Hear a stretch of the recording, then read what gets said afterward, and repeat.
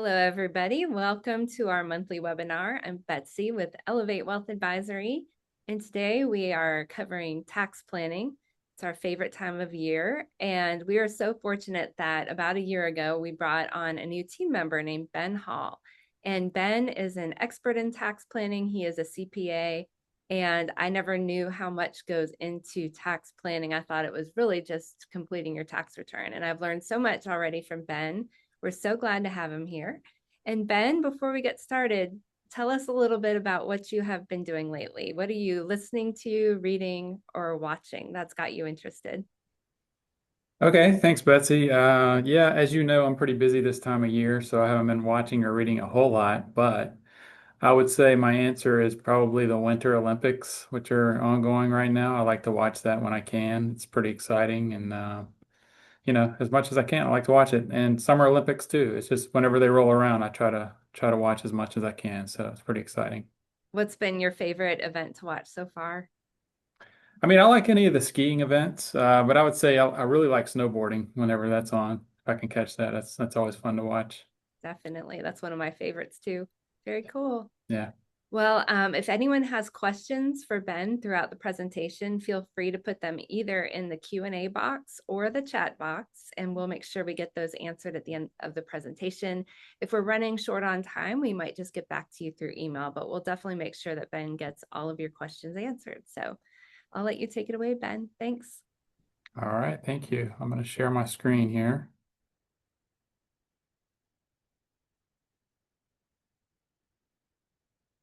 and get the slides up. So hopefully everyone can see that now. Looks great. Okay, good. We'll take off then. Thanks everyone for joining, first of all.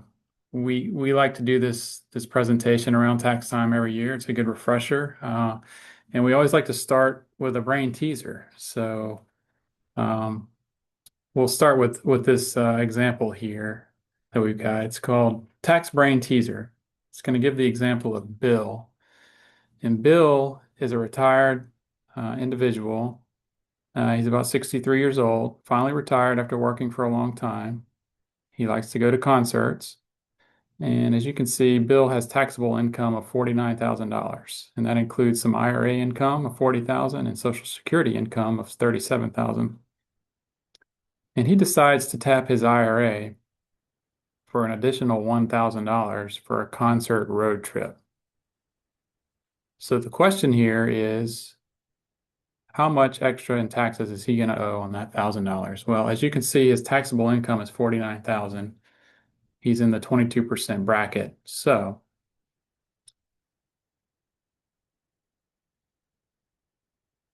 we can assume maybe that he's going to owe 22% on that $1,000. So that would come out to 22% of $1,000 should owe about $220, right?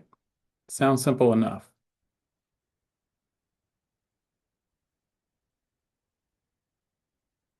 But that's actually not the right answer.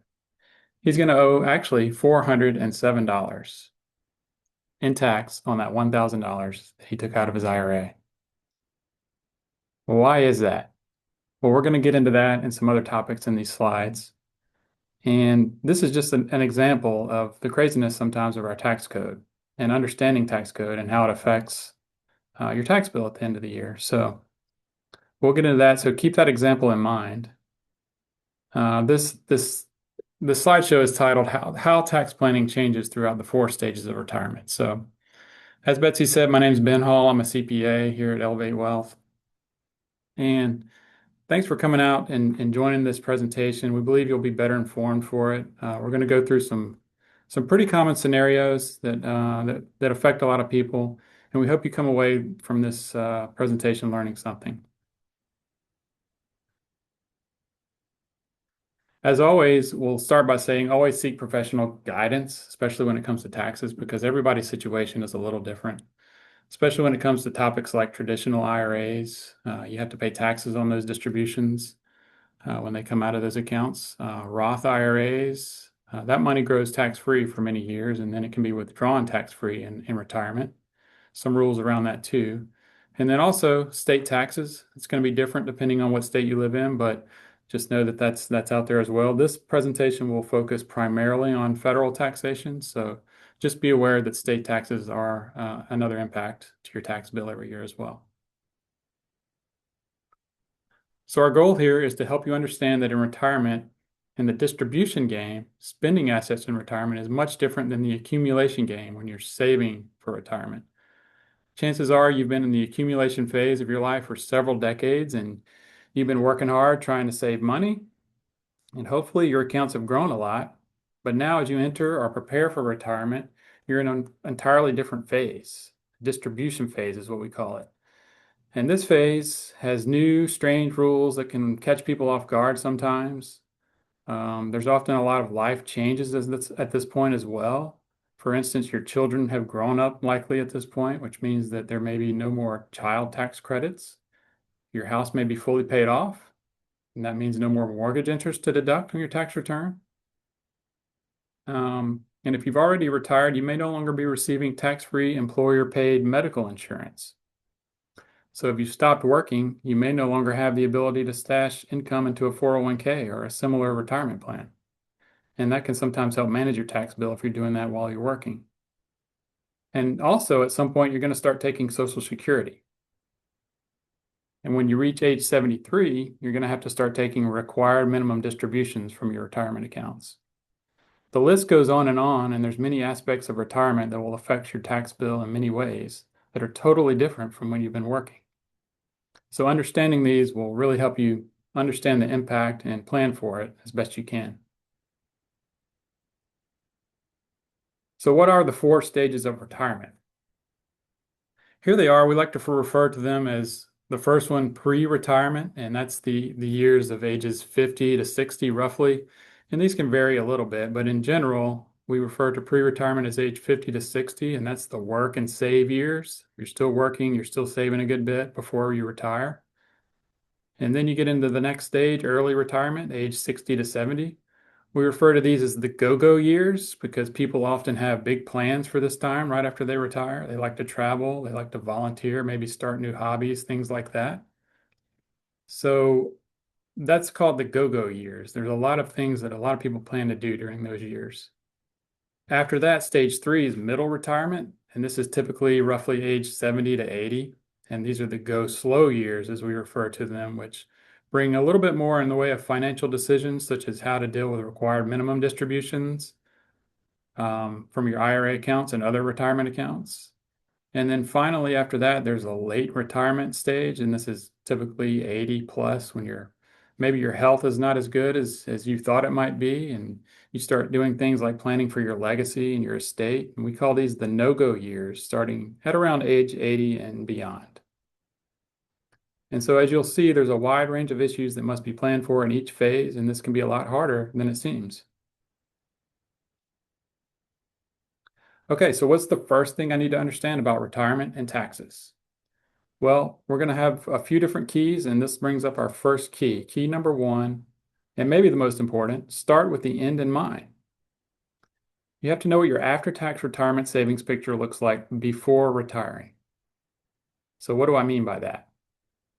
Let's say you have $500,000 in a 401k or an IRA. Well, that balance is not really $500,000 because that money is tax deferred. It's never been taxed. So you can see here in the example, if you have a $500,000 account and you're in a 35% tax rate, you really only have $325,000 in that account. So you always have to plan for taxes and know that if you have tax deferred accounts, it's not really the full balance that you're going to be able to take in retirement. This next chart shows a good graphic on how the tax rates can affect your balance. So that same $500,000, this assumes a growth rate of 6% over a period of years. And you can see the difference here in the 0% tax rate on the gray line versus the 33% tax rate on the green line, and how much of a difference that can make in your ending balance over a period of time.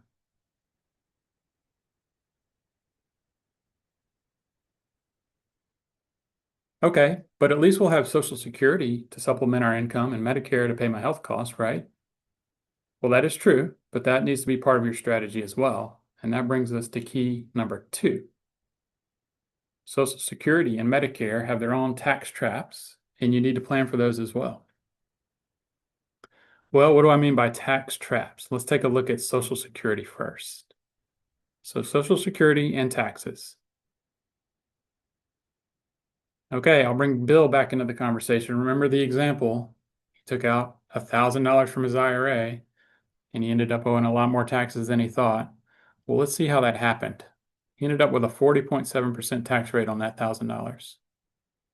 So remember, he has $40,000 of IRA income, $37,000 of Social Security income, and adjusted gross income of $65,000. So that puts him right in the 22% bracket, and then he takes his standard deduction. Yet when he took that extra $1,000 IRA distribution, he got hit with nearly 41% in marginal tax rate on that $1,000. So let's break down how that actually happens. And first, remember, both of these scenarios, the only difference is he took out $1,000 from his IRA. So the before concert trip and the after concert. So we see here that by adding an additional $1,000 of actual income, it increased his AGI and his taxable income by $1,850. That means for every dollar of income he actually received, he's now being taxed on $1.85. Well, how does that work? So here's the deal. Depending on how much other income you have, the amount of your Social Security benefits that are taxable varies. So for instance, if your income is low enough overall, all of your Social Security benefits will be tax-free at the federal level. On the other hand, if your income is too high, up to 85% of your Social Security benefits can be taxable at whatever your personal rate is.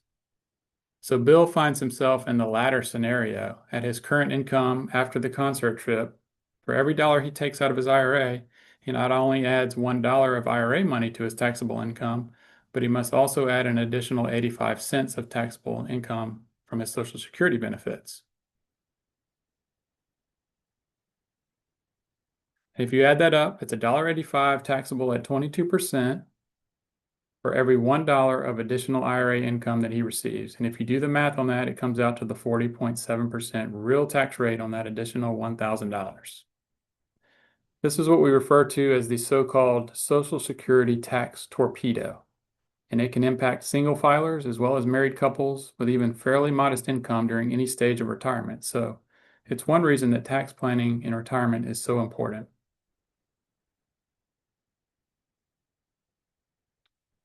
Another topic is Medicare and taxes.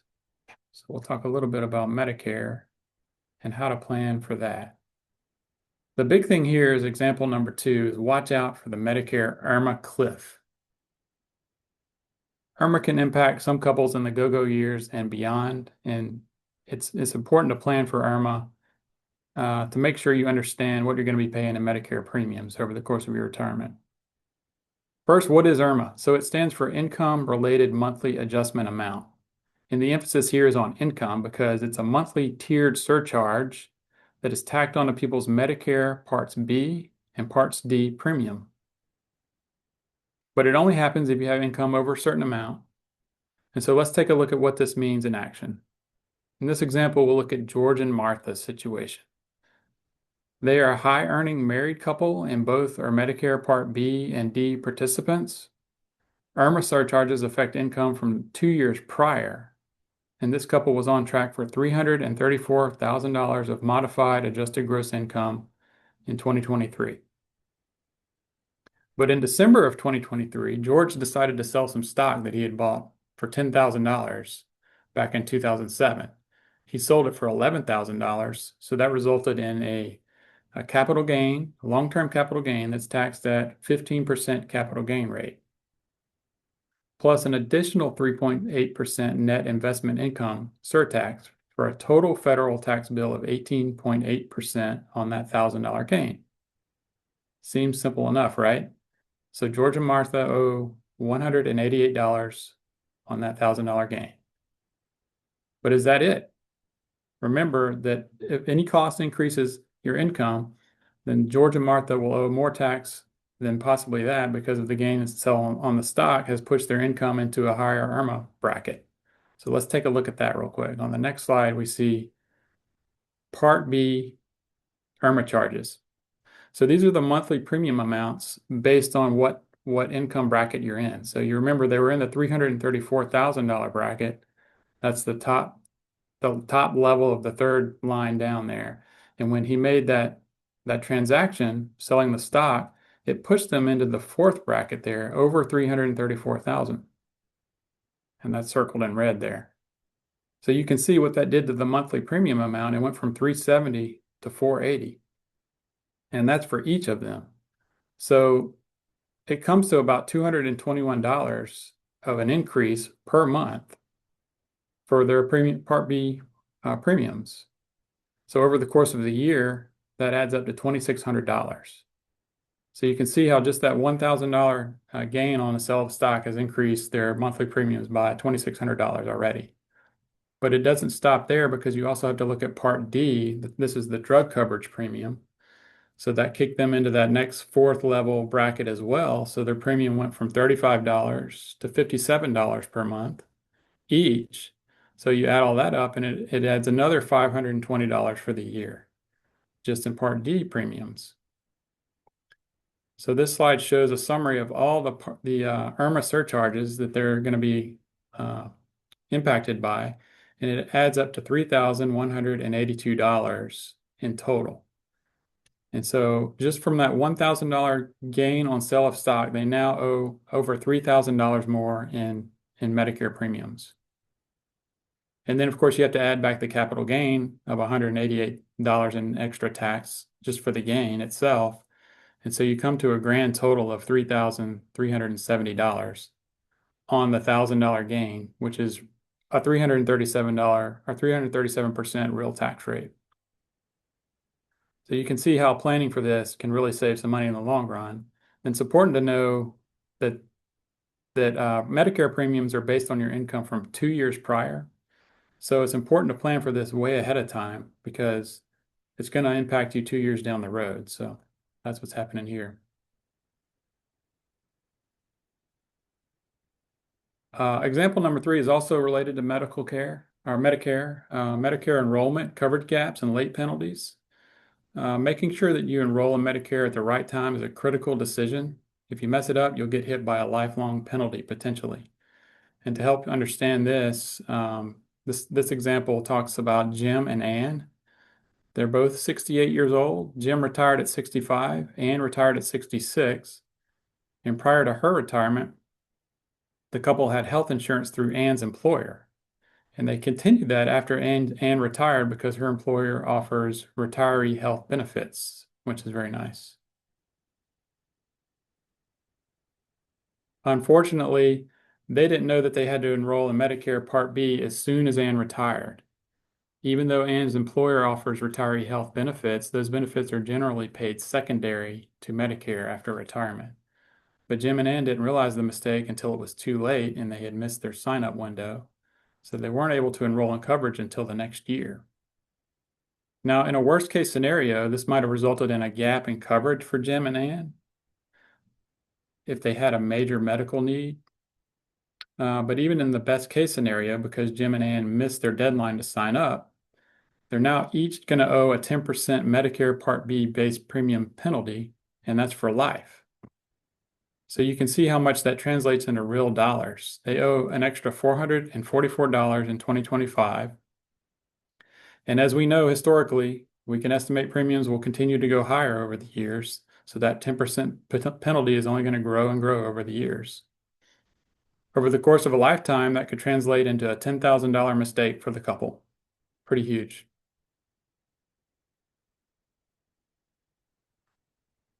So wow, are there other tax traps that we will face in retirement like this? Well, yeah, there's some, but these are the primary kind of big ones that people miss. You may be asking yourself, what else will I face in retirement that's like this? These are the common ones that we see sometimes, but the rest of this this presentation will kind of cover what it's like to see Social Security tax torpedo and Medicare IRMAA cliffs.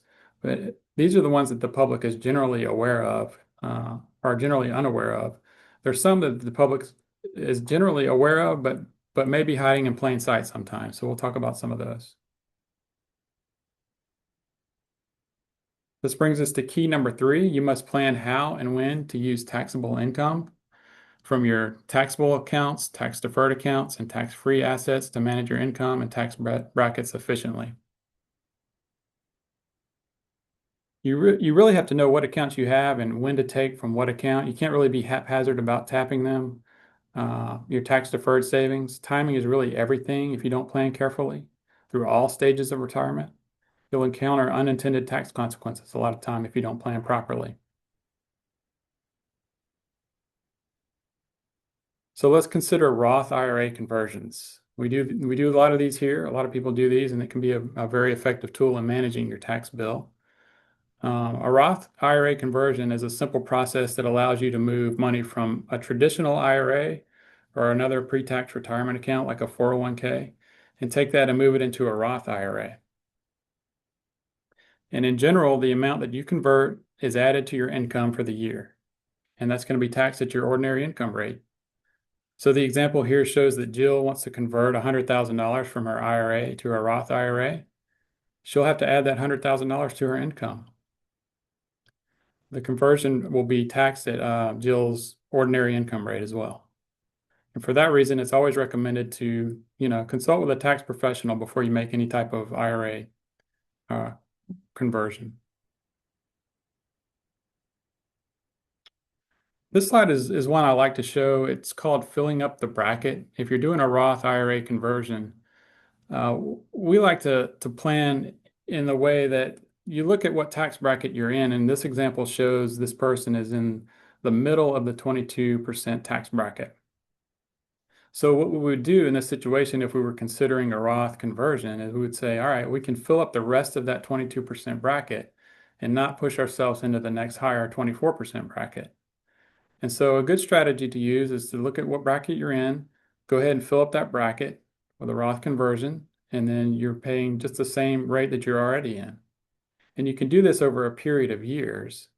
And that way, you convert your traditional IRA to a Roth IRA over time, and so it keeps your average tax rate low, and then you end up with a Roth IRA balance that's non-taxable for the rest of your life.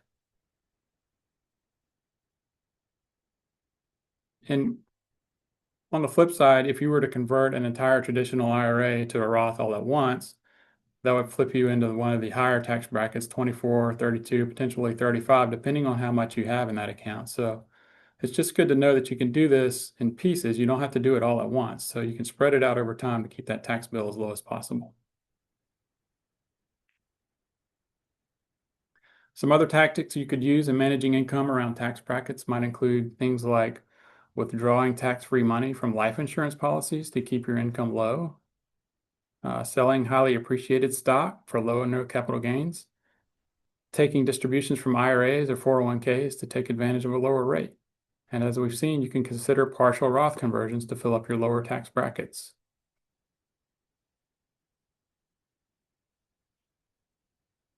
Now let's talk about charitable giving and tax planning.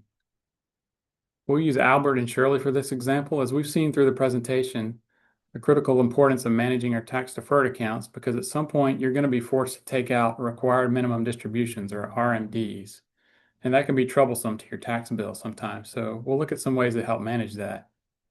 Many people like to make charitable donations, supporting their favorite nonprofits or charities with annual gifts. So let's look at how an RMD and charitable giving may work with you for some tax planning. Albert and Shirley are in the 24% tax bracket, and they give $5,000 to a charity every year. Their standard deduction is $30,000, roughly, but Albert and Shirley are over 65 years old, so they each get an additional standard deduction that brings their standard to around $34,000. So this means that they will receive no tax benefit for any itemized deduction unless their total exceeds the $34,000. So if Albert and Shirley have $15,000 of existing itemized deductions, say from state and local taxes or medical expenses or mortgage interest, what happens tax-wise if they donate additional $5,000 to charity? Well, the answer is they get no federal tax income benefit from making that charitable contribution because it doesn't exceed their $34,000 standard deduction. That's not to say that they shouldn't do it, but just that they should understand that it's not going to help them when it comes to taxes.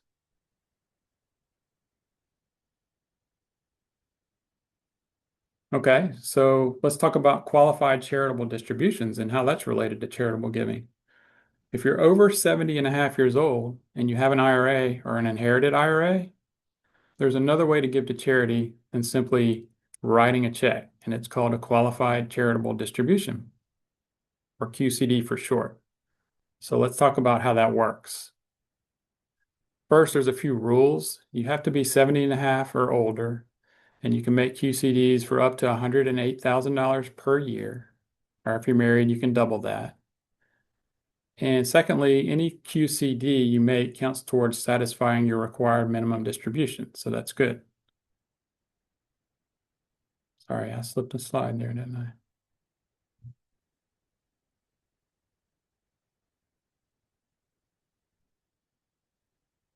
The third part is the odd part that even though you can give to charity with a QCD, you still get no income tax deduction. So the question is, why would we suggest a strategy where you get no deduction for giving to charity? Because when you make a qualified charitable distribution, the distribution from the IRA is never counted as income when you compute your taxes. So that's where the benefit comes into play. So let's see how that works in an example. All right, we have option number one, a non-QCD contribution. So let's suppose that Albert and Shirley do what many retirees would do. Albert takes his required minimum distribution at $5,000 at the beginning of the year, and he puts it in his bank account, and he's done with his RMD for the year. Now, being a charitable person, they donate $5,000 to charity. So the end result is that the charity gets $5,000 and everybody's great. But let's look a little more closely. By virtue of giving to the charity the way Albert and Shirley did, it will cost them a total of $6,200. Now, why is that? It's because the $5,000 RMD that went to Albert's checking account at the beginning of the year still has a tax cost. So remember that they're in the 24% bracket, and 24% on 5,000 is $1,200. So the $1,200 of additional tax that Albert and Shirley must pay when they file their taxes means the total cost of their charitable gift is going to be $5,000 plus the $1,200 for a total of $6,200. And remember, that gift didn't impact their standard deduction, just the RMD behind the gift added to their income. So let's look at option number two, maybe a better alternative, QCD contribution.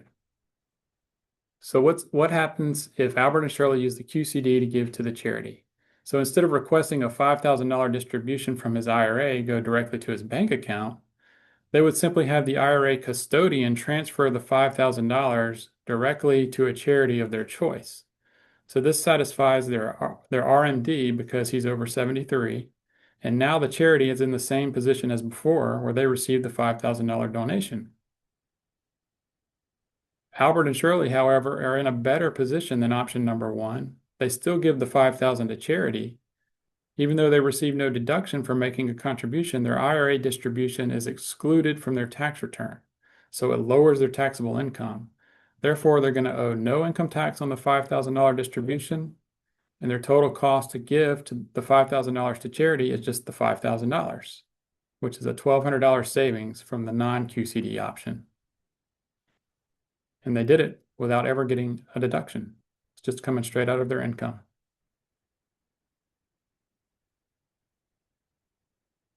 Okay, so I hope to have assets to pass on to family. How does retirement tax planning figure into that? So we all know that charity starts at home, so it's a natural question to ask, how does retirement tax planning figure in?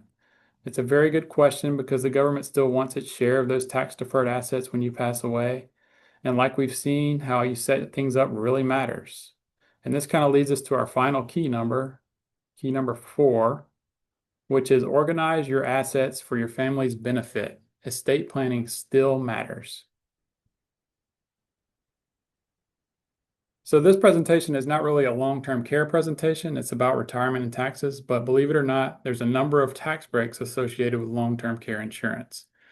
For example, long-term care premiums may be deductible medical expenses at the federal level and possibly eligible for deductions or credits at the state level too.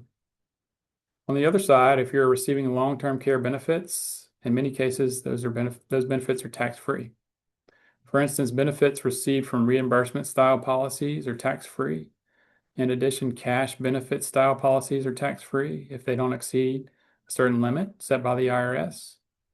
So choosing how to pay your long-term care costs can have a big impact on your estate and your heirs. So let's look at an example about that as well.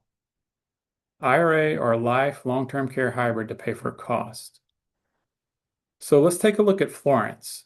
She's a widowed woman who qualifies for long-term care benefits and lives at home with in-home care. Her yearly costs are $60,000 for her health care. Her Social Security benefit is $20,000 a year, which covers basic expenses but not long-term care. So she also has a $400,000 IRA balance and a life insurance policy with a long-term care rider that will pay $500,000 to Florence's children upon her death. Alternatively, Florence could use up to $10,000 per month for long-term care costs from that insurance policy, and any amounts used will reduce the life insurance death benefit. So what is the best way to handle this? First, let's suppose that she's going to use her policy to pay for long-term care expenses. After all, that's why she bought it, right? So here, Florence pays little to no income tax during this period because she'll have such a large unreimbursed medical expense. The $500,000 policy pays out $300,000, so that's $60,000 per year for 5 years. That means her kids will inherit tax-free life insurance of $200,000, which is the remainder of the $500,000 policy. And in addition, her children will also receive the $400,000 IRA that I mentioned. That's going to be taxable to them. So that's one scenario. Another scenario might be that she lives for the same 5 years but uses her IRA money to help pay for the expenses. So in this case, Florence still pays minimal income tax per year because her medical expenses are so high, and she gets a big deduction for that. And now the kids will inherit the $500,000 life insurance completely tax-free, as well as roughly $100,000 of remaining IRA money, which will be taxable. So you can see the difference there in how she chooses to pay for her health care can really make a difference in what she leaves behind for her heirs. So just to compare, I mean, the ultimate net benefit is unknown because it really depends on Florence's children's tax rates too. But it's hard to think of a scenario where paying for her care with $300,000 of taxable money with minimal cost to Florence is not a better option than paying for her care with $300,000 of tax-free money. So in the second scenario, we're preserving the tax-free money for her heirs and paying for the long-term care with Florence's taxable money. So that's a very good example of looking at how you want to pay for your expenses and what's going to be passed on to your heirs. So how in the world will we ever manage this? It's a lot to think about, and so it's a really good question. So this next slide kind of brings it all together in summary. So we started with a clear kind of statement about the problem that retirees often pay more in taxes than expected because of a confusing system that treats various income types differently and contains sort of hidden taxes and penalties that people might not be aware of. So let's do a quick review on what we've learned throughout the 4 stages. Under the pre-retirement at the top there, we saw the importance of understanding the after-tax value of your retirement savings before you retire. And we also saw that in those pre-retirement years, it's critical to consider your tax-deferred savings and start taking advantage of funding Roth accounts to fill your brackets, something you do throughout early retirement years in the low tax years. We also looked at Social Security and taxes, the importance of couples having benefit strategies that consider the surviving spouse. We also saw Medicare has its own tax-like structure that can push you off the IRMAA cliff. And we saw the importance of signing up for Medicare on time, right in the middle of those early go-go years that can have a lifelong penalty if you don't do it correctly. And that's because starting in middle retirement years, you'll be confronted with required minimum distributions. And so we've seen the importance of planning your income needs before then, because then you're going to be forced to start taking income from those accounts. There's going to be tax issues involved there as well. And then we saw the importance of setting up your assets and managing them during the later years of retirement so that you can preserve the most for your heirs and leave them with the most tax flexibility. So all those items together kind of lead us to the obvious solution to our original problem, right? Because your tax exposure will change throughout retirement, you really just need a good strategy. You need a tax strategy that kind of anticipates how and when to tap your assets to cover personal expenses, a strategy that understands the range of taxes you will face at various stages, and a strategy that manages your actions so that you pay the lowest tax rate possible.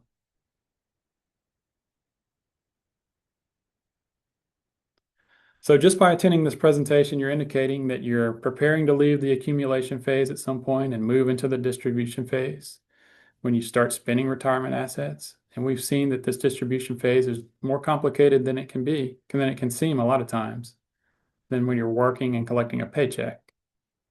So managing your tax rate throughout the 4 stages of retirement is part of the challenge of retirement planning. And we've seen the cost of some of the mistakes that can be made if you're not well educated about it. So naturally, we want to be efficient with our savings, and there are strategies to reduce your tax burden. But as with many things in life, this takes education and planning in advance. So it's a lot to think about. Our tax code is really complex, and there's a lot of rules that keep changing. We saw a lot of rules change just last year that affected people of all ages. But what does not change usually is just the fact that you do need a plan to deal with these changes. And as always, we're available to request a tax and retirement planning overview meeting. I think it's important for everyone to know their specific situation and plan for their specific scenario. So request a tax and planning overview meeting at any time. We're always available to discuss. And with that, I think, Betsy, that's the last slide I have prepared. Excellent job. It's just really important, I think, to understand, especially when you talked about the 4 stages of retirement. A lot of people don't think about that. They're in a stage of retirement right now, believe it or not. Just your accumulation phase alone while you're working and saving, that is a stage of retirement. So that's really fascinating to think about. Like you could be in your 20s and you're in a stage of retirement. So That's right. Yep. yeah, thank you for that. Sure. We did have a couple questions. So one person said, my salary is roughly 50,000. I've always assumed if I'm in the 22% tax bracket, my entire income is taxed at 22%. Is that actually how it works? No, actually, that's a very common misconception with the way our marginal tax brackets work in the US. So if you're in the 22% tax bracket, only the portion of your income that crosses into that bracket is going to be taxed at 22%. And it works the same way for all the brackets. So 24, 32, 35, and so on. Whatever portion of income is in that bracket will be taxed at that rate. But the lower, the portion that's in the 0 to 10%, they'll be taxed at those lower rates. So it's really just as your income grows, it's not really a big deal if you cross into the next bracket because it's just those dollars that do cross into the next bracket that will be taxed at that rate. So it's really, really important to realize that, and all that added together gives you kind of an effective average tax rate, and that's really what's important to try to manage and keep as low as possible. Very good. Well, thank you so Yeah, much for explaining that, Ben. sure. And I'm going to share my screen really quick and just show everybody our website. If you have additional questions for Ben, just feel free to go to our website, elevate-wealth.com, and you can click Let's Talk. And then later today, we are going to put this presentation up on our YouTube channel. So go to YouTube and look for Elevate Wealth Advisory in Athens, and you can view this as well as all of our other weekly content. Ben has been covering tax planning all month long. So there's a lot of great tax planning videos up on our website. And then you'll be able to see this presentation later and feel free to share it with any friends or family. Also, next month, we'll be covering investing strategies with Rob Fazekas, our Director of Investment Policy. So if you go to our website, you can sign up for all our future webinars, including that one. And again, if you have any questions, just feel free to reach out at marketing at elevate-wealth.com, and we will get right back to you. Thank you again, Ben, for your time today. Sure, thank you. All right, take care, everybody. Have a good one.